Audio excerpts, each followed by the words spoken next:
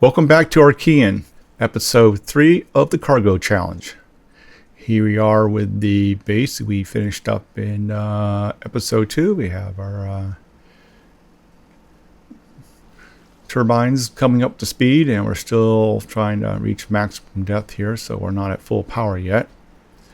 And we're just kind of checking in. We're charging just fine, and the charge rate will increase as the geothermal units get deeper. So in this episode, we're going to build a little vehicle, a little mining vehicle. The goal is to attain aluminum. Aluminum's not that difficult to acquire, and we need aluminum to make a propeller. And that is so we can then build a submarine. That should be a wet sub. So this video will be 2 parts. The beginning part will be me building out a little mining vehicle, and then the second part will be writing the code for it. So what I did is I put down one frame, put down one floor piece, then I removed the frame, then extended the floor piece out. What I'm doing now is I'm putting a border around it. And I was trying to just adjust it so it's even now. Yes, I should be using symmetry, and I will use symmetry during the submarine construction. I'm still quite newish to this game. I think I have about almost 3 weeks kind of figuring things out. So what I'm doing here, I put little markers down, these are temporary markers, and that's because I can't always judge the center points for these constructions. So instead of guessing, I just put these little temporary markers down and just turn my flashlight on, and so I can put that halfway there. And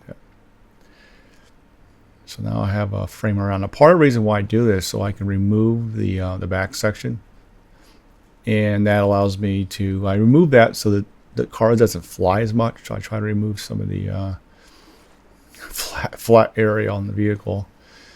You have too much flat area on the vehicle, then you'll just get up to speed and you'll start lifting off the ground.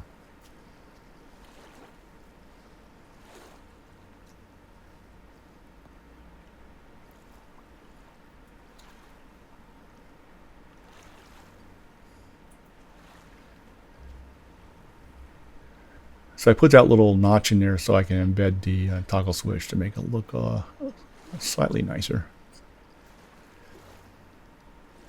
Built a lot of the bulk stuff, the wheels, the large battery, computer, container, and a few other things I need.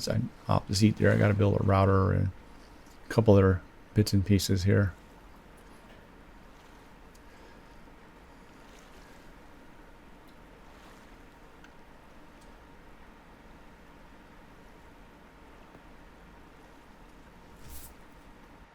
Now the anchor has 2 purposes in this build. One is I'm going to turn it on during the early build. You see, you launch it down, make sure it's wired, and we'll flip it on. And that basically locks it to the ground. And that'll prevent, when I put the wheels on, from popping up. More importantly, when I start testing everything, I don't actually drive it into the ocean there. And guess how I know about that trick. So there's how I remove the inside, and I'm building a little area that I can place my mining drill. I try to place it just a little off center there, off the battery on the other side. I could mark the center point, but I didn't bother. It's close enough. Right, so I do this little trick I did before. I leave a little extra piece there so I can remove that, so I get right to the edge. And I go, that's about center. Now I'm going to drop the wheels on. We're using just normal wheels. They have wheels, and we have small wheels, and big wheels. And I got the wheel wrong and wrong. Typically use big wheels, so I have to figure these out again. They have fenders. And once I was doing a vehicle right next to water like this, and then I got it all set up. I didn't have the anchor on there. Powered it up, and I forgot to reverse the other wheels, and it spun around the circle and went right into the water. And I was trying to think it actually sunk for the most part, and I was trying to see if I could get to the bottom and drive it out, but it wasn't successful. So after screwing around that for about 10 minutes, I went ahead and removed it. So here I am labeling the wheels. So you see the basically initially they'll start with wheel. The front one will then have an F for front. The rear ones have an R for rear, and then they'll either have L or R for left and right. I removed the mud guard because I just don't like the look. And you see I'm increasing the grip all the way. It only goes up to 1. We really don't care about super high speeds. We actually go more than fast enough that we start to float a little bit and do wheelies. So we'll just clamp that down. And the ones on the right, I reverse the, select the reverse. And you can tell by the tread pattern if the little arrow caret kind of points forward and it's going in the right direction. And that allows you to send the same acceleration to both wheels, and they'll go in the same direction. So here I'm doing something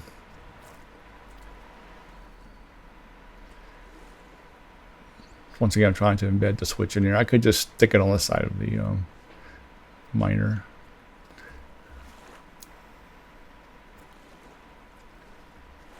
My artistic abilities is right there at drawing a square, almost drawing a square. That's about it. So trying to improve my techniques a little bit here.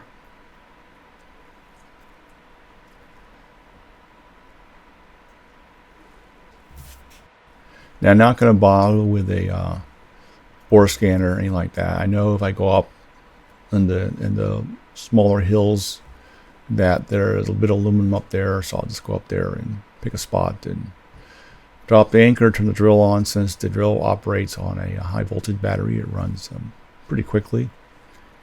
And I don't need that much aluminum. It doesn't take long. Each propeller only requires 100 kilograms of aluminum, and I only need 10. I only need 4 propellers, so it's only 400 kilograms. That's pretty easy to get. The other use of early aluminum is for making tanks.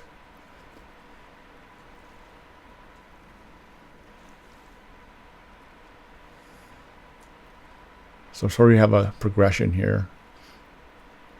Kind of just eyeballing stuff here.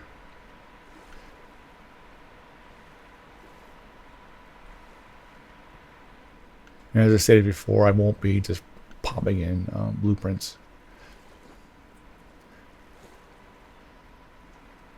Yeah, spending a little too much time just putting a switch up.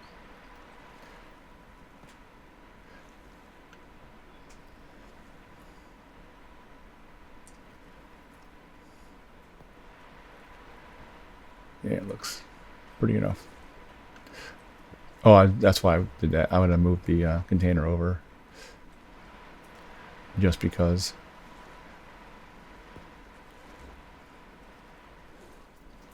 And I still have a fender left on there.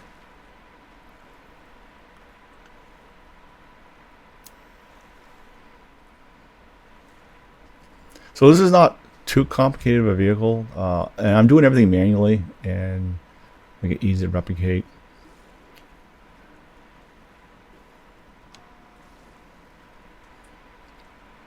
So we just have a little frame here and 4 wheels, and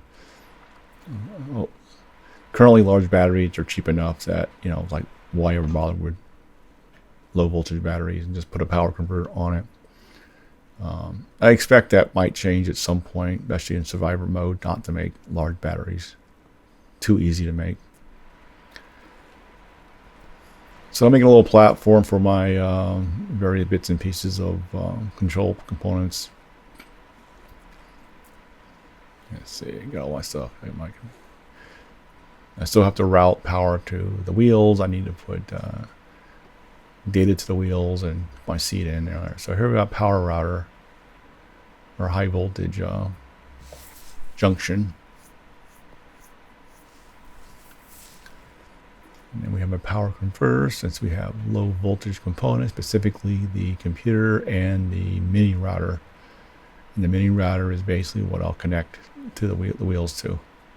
And by using mini router, I can then reference the wheels by name. So if I just want to operate on all the wheels, I can just do wheel star.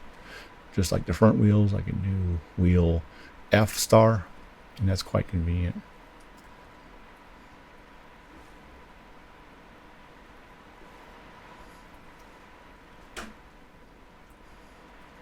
This is a small build. I believe I can just attach them all directly to the computer. But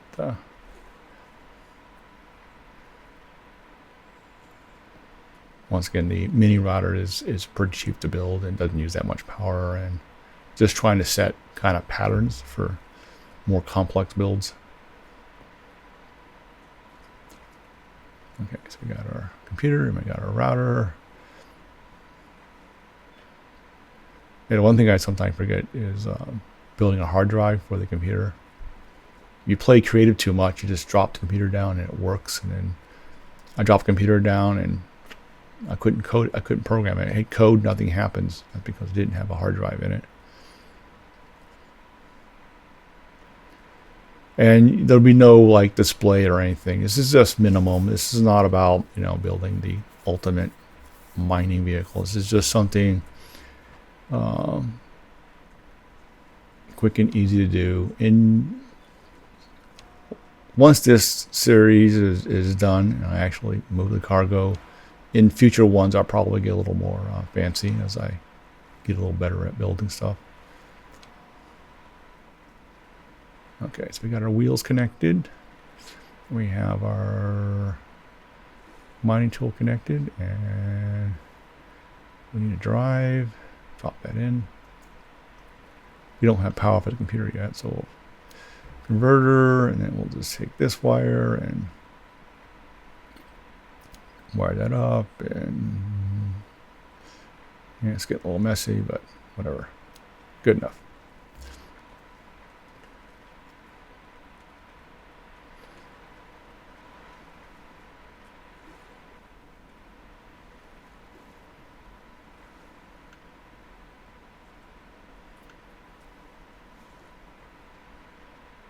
Now, the connection to the seat is important to remember that, because we access that directly through that port. So we have to remember that port 11 goes to the pilot seat. So when I start decoding, I'll create a constant. Now, since we're using names to access all the wheels, it doesn't really matter which port on the router we use. I think in general, it never really matters what port on a router to use.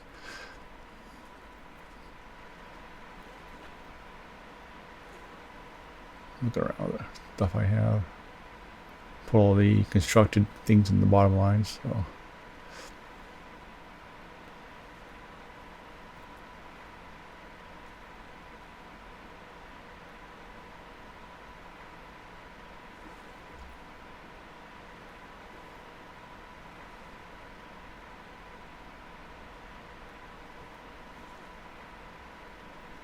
I actually do a these are actually recorded after the fact, so I actually don't sure what I'm actually doing. I think it's just doing bulk building while I have some dead time.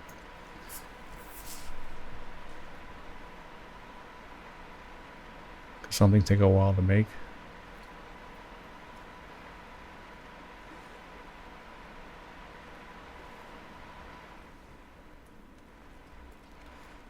Yep, we need more water.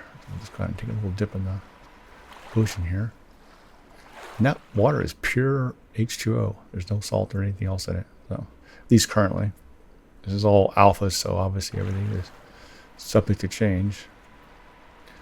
Yeah, we're buried in the sand. Once I remove that anchor, that whole vehicle will pop up. And we don't want it to pop up and roll off water. So we'll have it all ready to go. And with it mounted like this, when I write the code, I can actually sit in the seat and operate the wheels and watch the wheels spin and watch the steering mechanism go. All right, we're gonna do some coding now and make this a little easier on everyone. I'm gonna crank this up to 1.5. So the game itself, I have the screen set to 2K resolution exactly. And that's why when it records at 2K, there's no upscaling or downscaling or any kind of translation, so it's 1:1. But that represents kind of a small screen and smaller areas. So I like keeping the icons normally at UI scaling at 1, so it doesn't like overwhelm the screen. But when it comes to writing code, that's a little small, so I flipped it over to 1.5 to make it a little easier. We'll see how that turns out in the videos. If it's still a little too small, then in the future I'll go ahead and crank that up even higher. All right, so here I am defining my computer ports. We have one that we care about, and I use quote unquote Hungarian, but prefixing my variables, so CP for computer port. So the computer port seat is 11. So from then on the code, we just reference to the CP seat. Now I'm referencing the channels that I'm going to be using. So to the right of the game, I have a widescreen monitor. So I actually have the wiki up and I poke around the wiki and looking at those and coding directly from the wiki. So I have the pilot seat wiki up on the right, and I'm coding from that. And I say I'm trying to do this particular scenario all through hand, and this includes mistakes or boo-boos or whatever I do, and you'll see some compile errors I have to fix. So I'm just going through the process of writing all this code.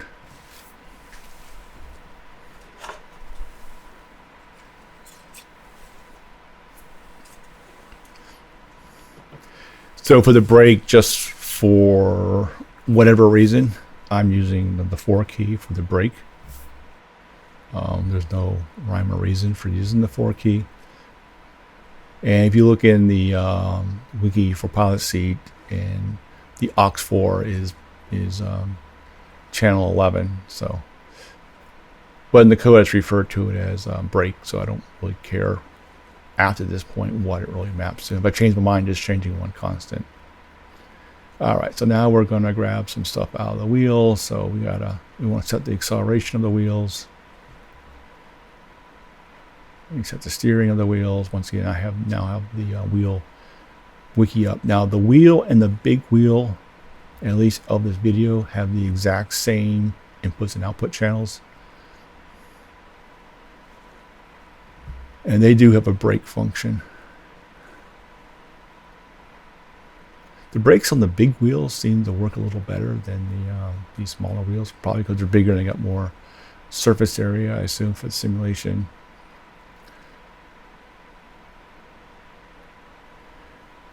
All right, so this is my anti-wheelie logic. So I'm adding a little gravy code in here. It's not required for a build, but me zipping along, I constantly start doing wheelies and I flip over and all that. So I experimented with this anti-wheelie logic. And so the wheels have a value, ground value, and that value is either it ranges from 0 to whatever number you put in for the grip. If the default grip is 0.5, that value would be either 0 or 0.5. I changed the grip to 1, so the value will be either 0 or 1. And what that represents is the wheel on the ground. And here I am grabbing input. So the goal is that if the front two wheels are off the ground, kill acceleration. And that should prevent me doing wheelies and flipping over. All right, so let's back to this code fun. So in my general pattern is we have a tick. We don't really have any initialization for this simple code. And the first thing we do is acquire all the data from the components that we need input from. So we just go ahead and grab it, we stick it away into a variable, and that way, we just refer to the variables. And that's useful because, the name of the variable might be a little slightly different than the name of the the constant we use for the channel we're using. Although in this case, they're pretty much one-to-one matches.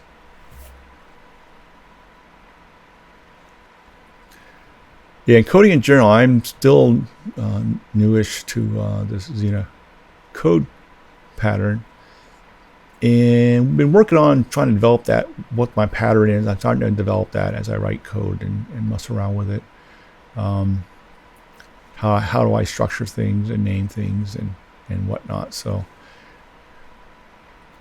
I think my biggest early issue was I kept forgetting to put dollars in front of my variables. So I put while these constants, nothing would have dollars in front of it. And then I was like, oh, why doesn't this compile? And, oh, I got all the dollars. So I think I'm getting past that point. Now this is actually bad logic. Or not bad logic, but it's not structured the way I should have wrote it. So what I should have done is acquire the input of each individual wheel in its own variable. So basically we'd have, you know, dollar on ground, you know, front right and front left. And then when I do the actual logic, I just have to refer to those variables.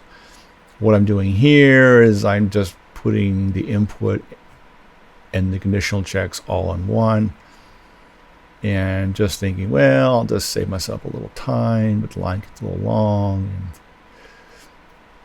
And so what I'm doing here is that, you know, effectively, if both wheels are off the ground, that means they're equal to 0, they're off the ground, then that means we're in a wheelie state. The front wheel's off the ground, we're in a wheelie state.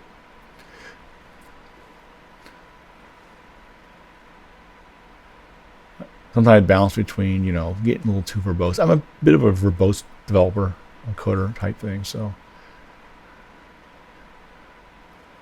Okay, so we got our inputs, we got our state, so we have our inputs, which is the seed input. We have a state, which are if we're in a wheelie or not wheelie mode. Now we have rules, so basically we sort of understand the world. So if we're in a braking condition, that, you know, then we want to override. You can have multiple keys pushed. So in this case, we're going to kill acceleration. And this makes the next part easier.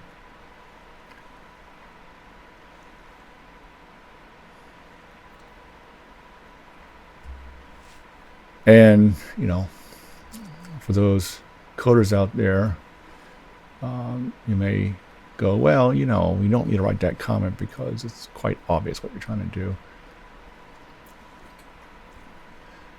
I find the comments for me breaks the code up a little bit. So when you read it and you scan down, you see the gray area. So it sort of like breaks up units of code.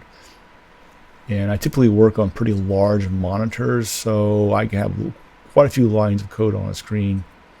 And it's just the way I typically code, for good or bad. All right, so the first thing I do is that, you know, we have the seat. So if you're in the seat, it's non-zero. If you're out of the seat, it's 0. So if you're not in the seat, put the brakes on. And that's useful because if you jump out and it's slightly moving, it will turn the brakes on. It doesn't roll into the ocean. Very important. So if our using is 0, we all out of the seat, slam the brakes on, which is a good thing.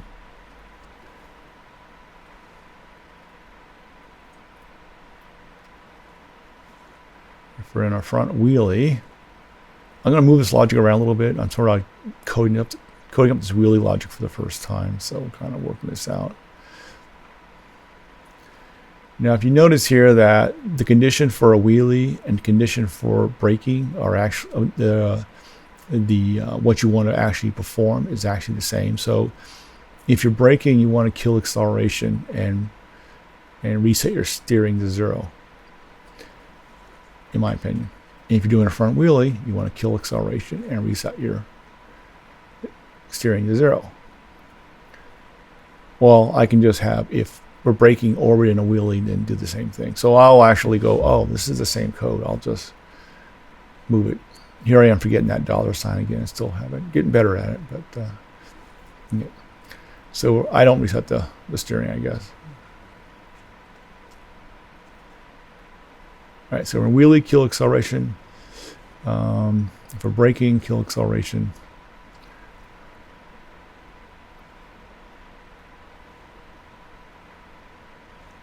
Okay, so I decide, oh, it's the same code. We'll just do both. And save a little bit of code.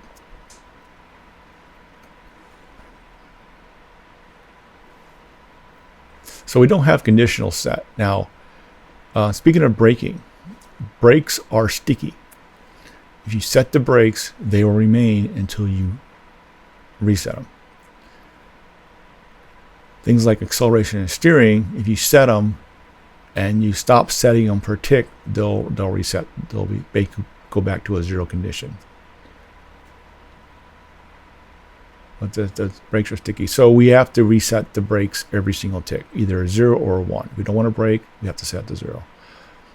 So what I sort of do here is I get all the inputs, I compute what the new outputs are going to be, then I just settle the outputs. So every tick is the same way, pretty simple.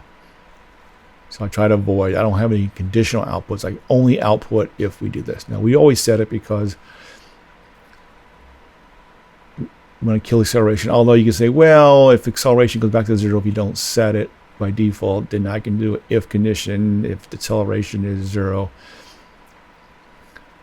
which is probably slightly more efficient to avoid that call. It makes the little code a little simpler. So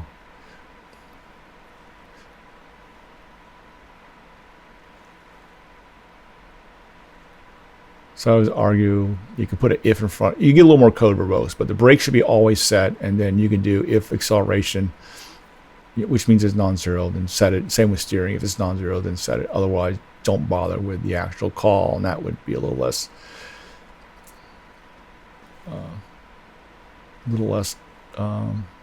overhead in theory.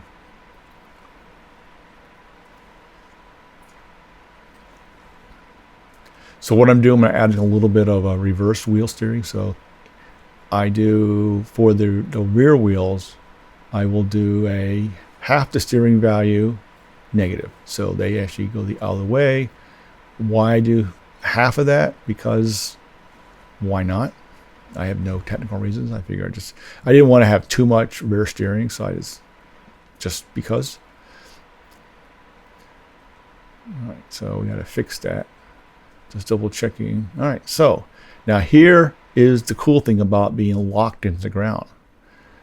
See, I can test the wheels, and I no risk hitting a button and rolling into the water. This is pretty cool. So I'm testing the wheels. I can't test the wheelie function though.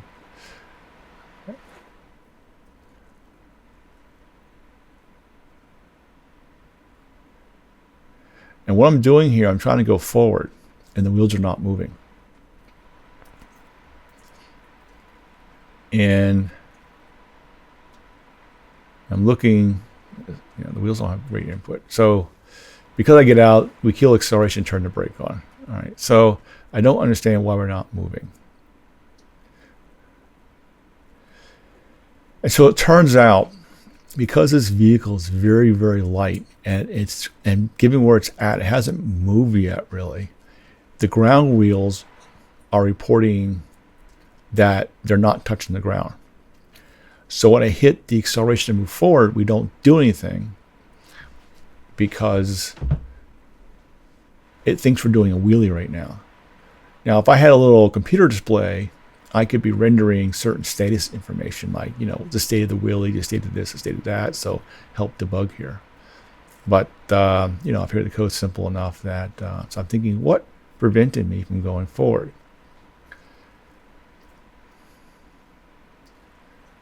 So here, kind of looking at my code, and it's pretty simple code, and the only thing that would kill acceleration is, well, I didn't get the right number for acceleration, or I did something to it, like braking or wheelie. So and I'm staring at my code going, what? Why in the heck are we not going? Now, I did figure out that after the this episode what the problem with the wheelie was. And I actually will, I haven't found the bug yet. Okay, so I disabled the wheelie logic, and now we're moving forward. But we're not quite ready. For this episode, we're not going to go hunting for aluminum. That's the next episode. And I'm going, that's weird with the wheelie logic is not working. Or should I say anti-wheelie logic. So sort of glancing at the settings here.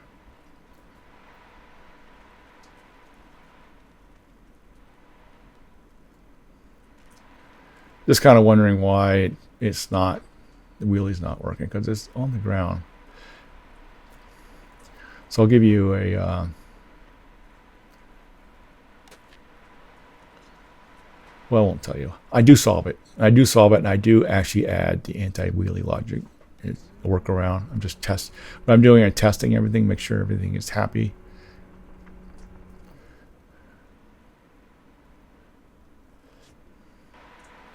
Now, the mini gravy things you can do is you can actually pull the mining information and render that so you know what's under you all the time as you drive. You can add an ore scanner. You can do this. You a whole bunch of stuff you can add to this, but this is a very basic thing. I know there's aluminum up on that small hill.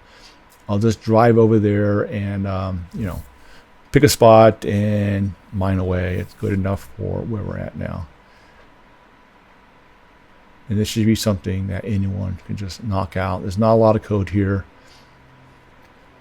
And for those starting to learn the code, the best way to learn the code is to write code. Just write the code, read the wiki, write the code, and just keep practicing over and over. And it gets easier over time. All right, so that's the end of this episode. We got a little vehicle. We're ready to go hunt some aluminum next time, and we'll do some zipping around. Until next time, see ya.